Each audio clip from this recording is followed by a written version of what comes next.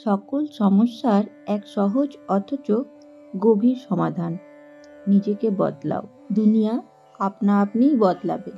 এই পৃথিবীতে আমরা সবাই চাই অন্য মানুষ বদলাক, স্বামী বদলাক, সন্তান বদলাক, প্রতিবেশী বদলাক, কিন্তু আমরা নিজের বদল নিয়ে ভাবি কজন? শ্রী শ্রী মা সারদা দেবী বলেছিলেন, যতক্ষণ না তুমি নিজের ভেতর আলো জ্বালতে পারছো ততক্ষণ বাইরের অন্ধকার কখনো দূর হবে না। এই কথার মধ্যে আছে গভীর আত্মজ্ঞান।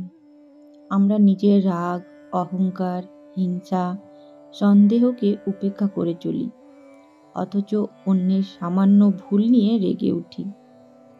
কিন্তু মা বলতেন, যে নিজেকে ঠিক করতে পারে সে গোটা দুনিয়ার শান্তির পথ দেখতে পারে।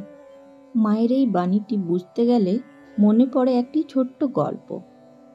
এক মহিলা প্রতিদিন সকালে উঠে দেখতেন তার প্রতিবেশীর জামা কাপড় সবসময় ময়লা। তিনি রাগ করে বলতেন, এই মেয়েটা কাপড় ধুতে জানে না, প্রতিদিন ওই একই অভিযোগ। একদিন হঠাৎ তিনি অবাক হয়ে দেখলেন সেই মেয়ের কাপড় একেবারে ঝকঝকে পরিষ্কার। তিনি অবাক হয়ে বললেন, আজ বুঝি ও শিখে গেছে? তখন তার স্বামী বললেন, আজ আমি আমাদের জানলার কাঁচটা পরিষ্কার করে দিয়েছি। এই গল্পে মা সারদার বাণী যেন জীবন্ত হয়ে ওঠে।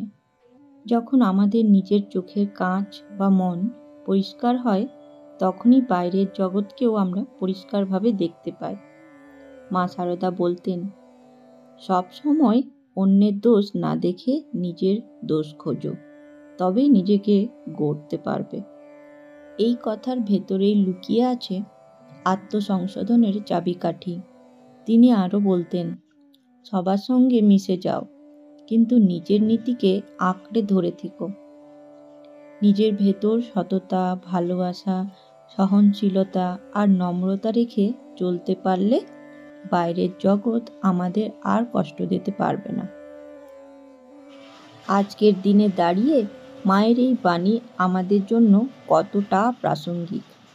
আমরা যারা পরিবার, সমাজ, সংসারে জড়িয়ে আছি, তাদের জন্য এই কথাগুলো যেন এক পথের আলো।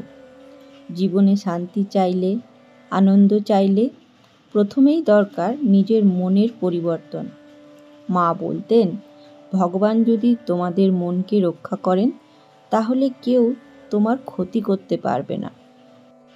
আসুন, আজ আমরা মা সারদা দেবীর এই বাণী নিজেদের জীবনে ধারণ করি।